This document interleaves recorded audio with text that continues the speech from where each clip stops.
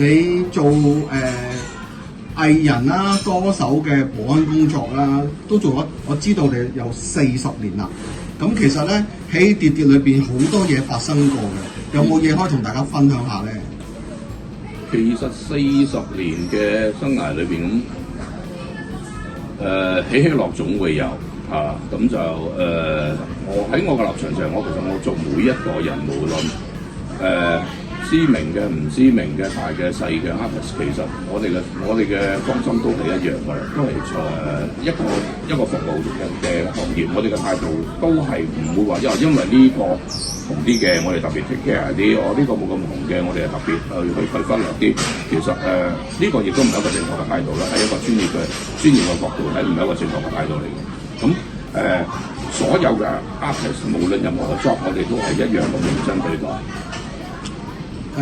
其實咧，你嘅工作其實包含好多嘢啦，演唱會啦、藝人出埠啦，even artist 嘅紅事白事你都會做到。其實咧有咩分別㗎？其實紅事白事我哋就真係做好多，因為可能有啲 artist 覺得我哋可以講係可以信賴。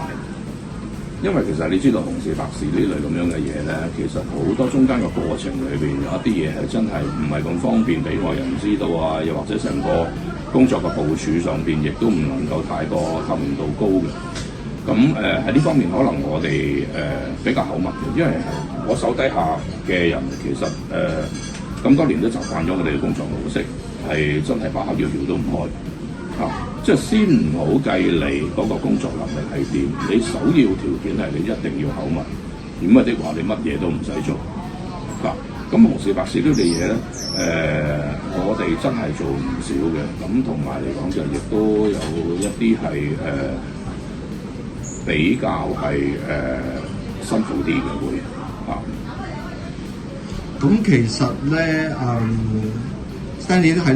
呢幾十年裏邊咧，樂壇嘅起起跌跌都見到好多，即係好多天王巨星啊、新人啦，亦都好多男團啊、女團咁新人輩出啊。其實你點睇以前同埋現今嘅樂壇咧？其實唔係淨止樂壇嘅，其實任何一個範疇，我覺得都存在有呢個起起跌跌，有前浪有後浪。就算我自己呢個行業，我都覺得係存在呢樣嘢嘅。咁點樣令到你嗰個地位可以保持？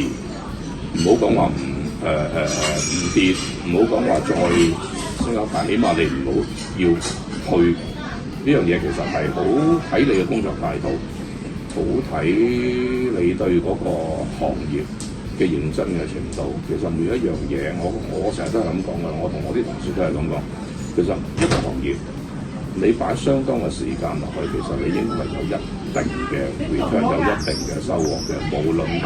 你嘅名聲好，無論係你嘅利益收入都好，其實都係一路累積落嚟嘅。其實同人生經驗一樣，都係一路咁累積落去嘅。咁有啲嘢係我覺得你唔要，就算你唔係話你係做呢個行業裏邊最 top 嗰個，但起碼你係保持有人認得你，有人記得你嗰個，其實已經好足夠。